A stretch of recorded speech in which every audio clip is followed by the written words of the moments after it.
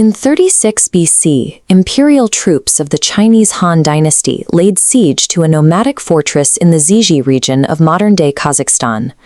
During the assault, Chinese chroniclers recorded a defensive formation they had never seen before, mercenaries locking their shields over their heads into a fish-scale dome, further protected by a massive double wooden palisade. That description matches the Roman testudo and the specific double-walled engineering tactics Roman legionaries used when constructing hostile territory encampments.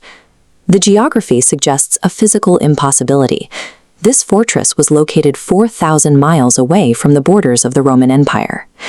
Explaining how Roman military engineering appeared on a Chinese frontier requires looking back 17 years to a disaster on the edge of the Euphrates River.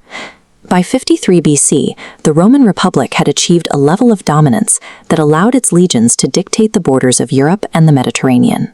Command of an eastern campaign fell to Marcus Licinius Crassus. He was the wealthiest man in Rome, a political titan who had brutally suppressed Spartacus's revolt and was now seeking a conquest to match the prestige of Caesar and Pompey.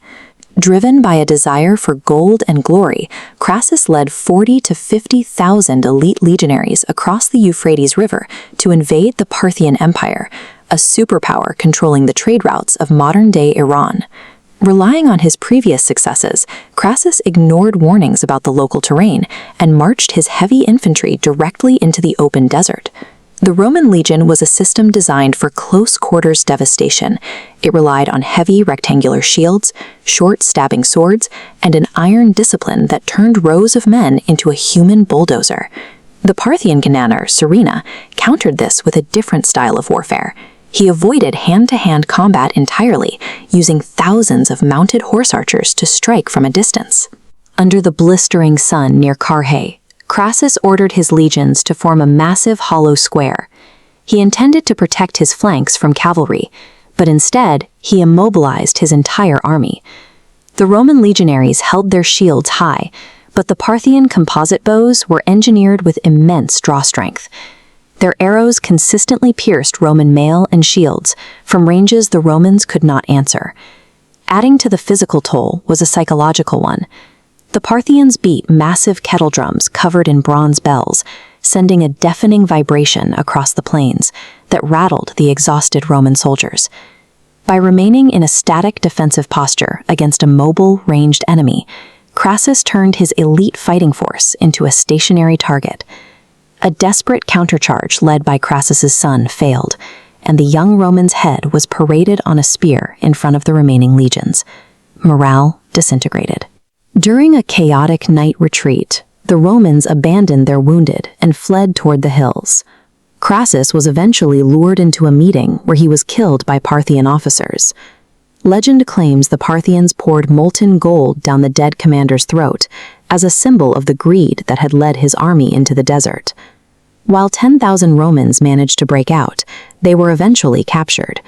The Parthians marched these prisoners thousands of miles east to serve as border guards on the edges of modern-day Turkmenistan.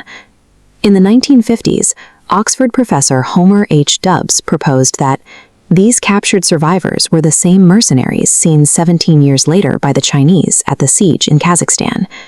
After the siege, the Han Emperor allegedly relocated the foreign mercenaries to establish a frontier garrison.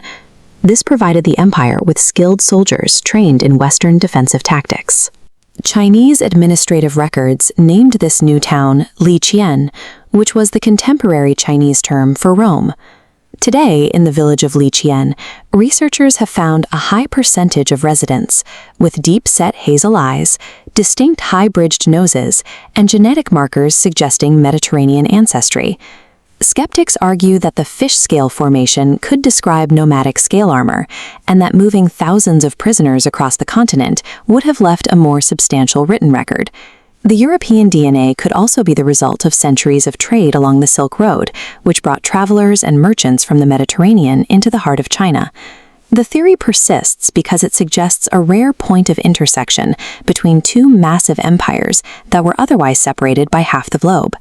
The fate of Crassus's veterans highlights how ancient populations traveled and settled far beyond the reach of the chroniclers who recorded their battles. It suggests the edges of the ancient world were far more porous than records typically suggest.